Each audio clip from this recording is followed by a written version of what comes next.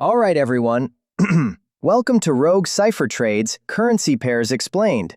I'm really excited to dive into this with you today.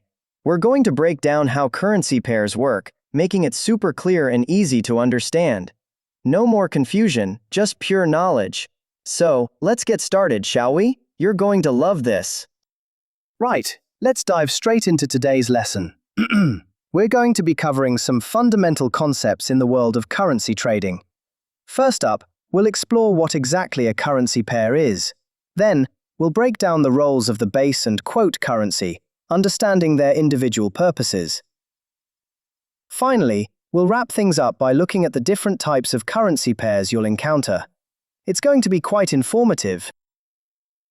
All right, so what exactly is a currency pair?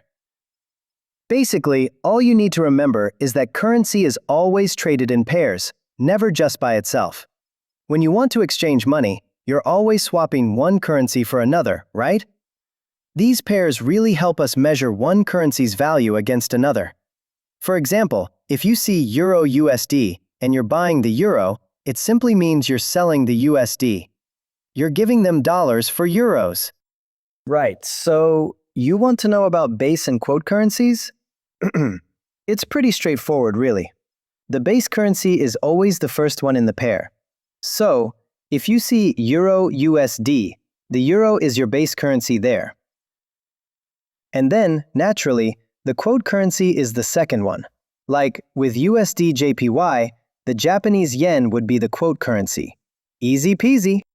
Alright, let's break this down a bit.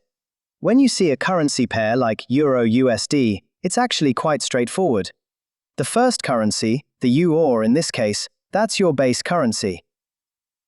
It's always valued at 1 unit. Then you have the USD, which is your quote currency. So, if it's 1.3500, it simply means 1 euro will cost you 1.35 US dollars. Makes sense, right? Right, so when we talk about currency pairs, we generally categorize them into 3 main types. First, we have the major pairs. These are the big hitters, the most frequently traded ones like Euro USD or GBP USD.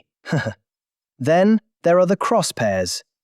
These are interesting because they don't involve the US dollar at all, like Euro GBP or AUD JPY. Finally, we come to the exotic pairs. These combine a major currency with one from a developing country, such as USD MXN or Euro TRY. All right, guys, that's it for today. Thanks for watching. If you enjoyed this, you know the drill. Leave a like, and don't forget to subscribe for more. It really helps the channel out.